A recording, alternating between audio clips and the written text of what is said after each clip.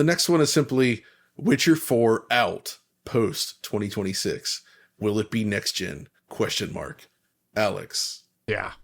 I would definitely say this is not too surprising. A Witcher game is a large open worlds with a lot of variability in how you complete quests and all these other things. And it's probably, given the way the video game industry works, it's going to be bigger and better in all those ways. Textures are ridiculous, etc. Models are ridiculous. And that all takes a lot of human labor to make. So I'm not surprised about the timing of this, especially considering the Cyberpunk expansion was not too far away in the past now. Which required a lot of hands-on. The one thing, though, about it being next-gen is I think that is also very reasonable because currently, with what we know with the Witcher 4's PC version, it's going to be targeting feature sets that are quite a bit beyond what the current consoles can do, especially with UE5, excuse me. And even though they're going to be pushing that engine to run well on current gen consoles in some way, they're going to be making a lot of visual shortcuts to make that possible at a reasonable frame rate. So it really would be great for a next gen version of the engine. For example, on PC, they're going to probably be supporting the stuff from the UE5 NVIDIA branch, like RTX Mega Geometry, the path tracing, and all that. And those are areas where the consoles tend to make sacrifices. And you can imagine that those were things that they would just push up to actually be running on next-gen hardware.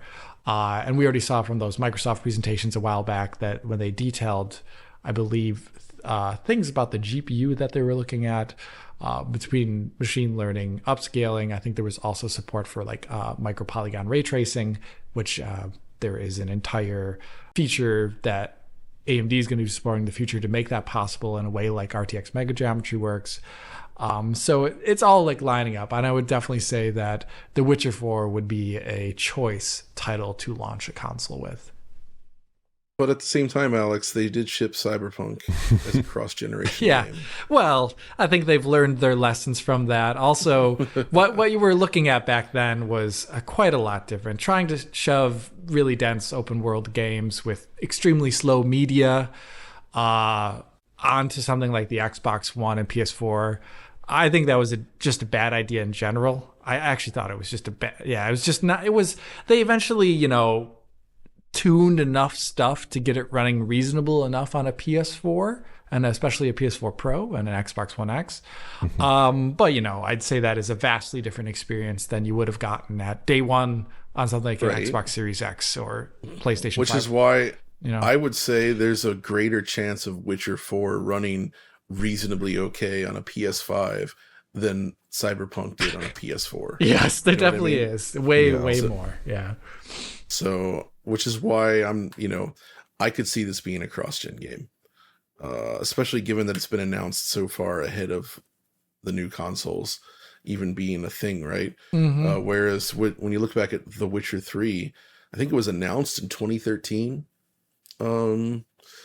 or at least, right. It'd been in development for a bit, but it was announced the same year of PS4 and Xbox One, and those were like a known thing, and I think it was always intended to target those platforms.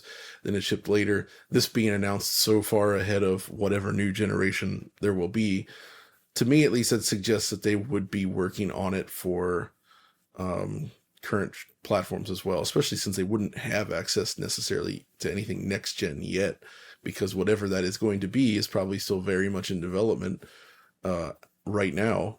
So I don't know. We'll see what happens. But there's another game we're going to be waiting for apparently. Naughty Dog's Intergalactic is suggested to be also post 2026. So that means Oliver's just going to have to replay T-Loop 2. Right? Yes.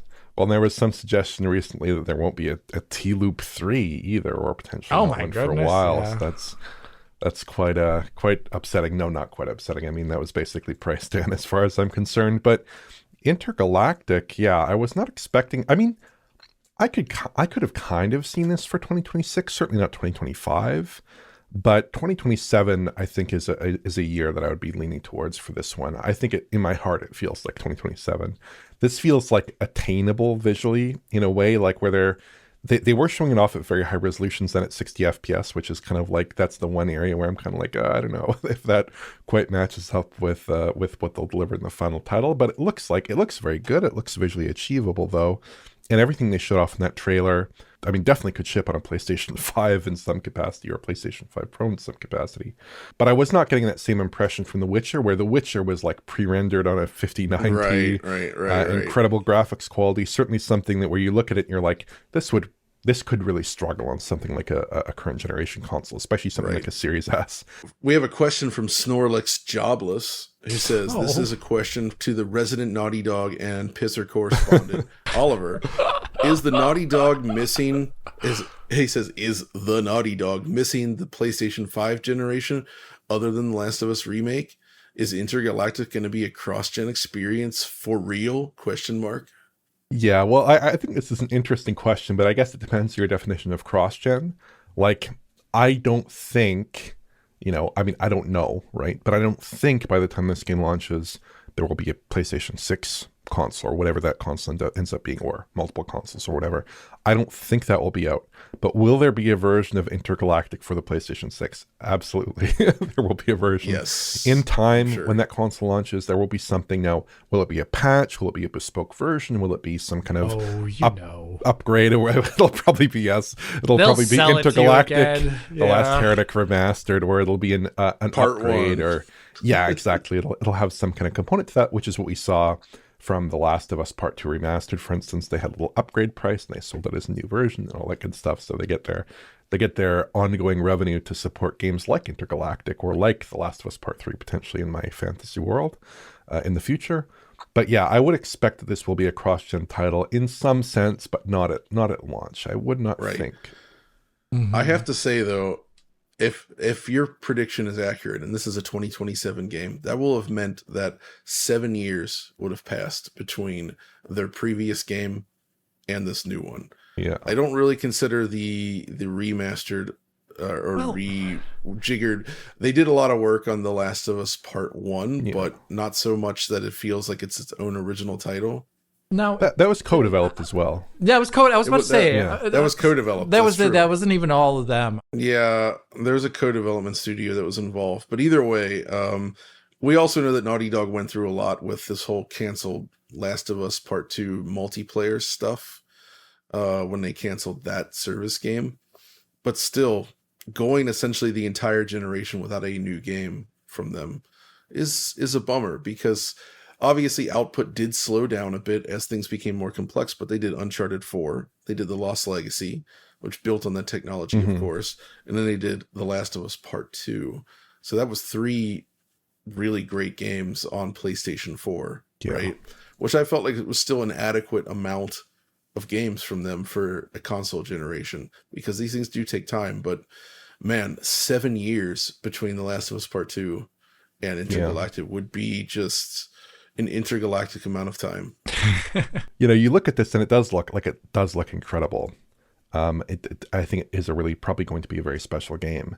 But at the same time, The Last of Us Part 2, Uncharted 4, those are still great looking games. Those are still games that accomplished a lot. Is it maybe in a different world we'd be, maybe a little bit of a smaller scope, maybe a little bit more of a focus on established techniques. Maybe we could see a little bit more iteration in this generation. That's been something that has been a little bit off-putting to me, this 7-year development cycle for these new games.